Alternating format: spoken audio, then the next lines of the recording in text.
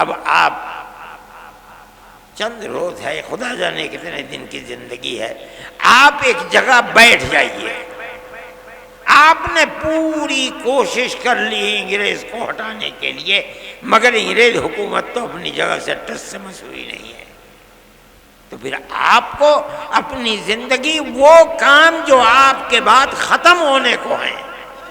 انہیں پھر دوبارہ زندہ کرنا چاہیے۔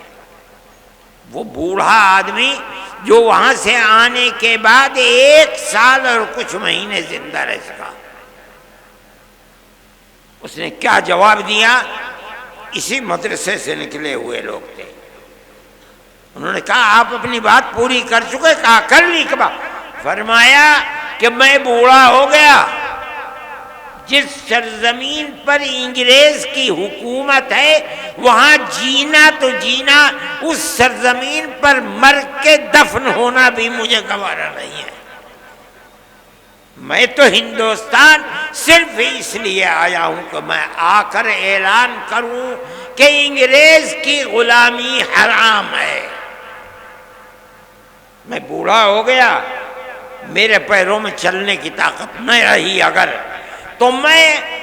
اپنے شاگردوں سے کہوں گا کہ مجھے ایک چارپائی پر لٹا دیں اور اپنے کاندھوں پر لے کر ملک کے گاؤں گاؤں جائیں اور میں ہر گاؤں میں یہ اعلان کروں کہ انگریز کی غلامی حرام ہے۔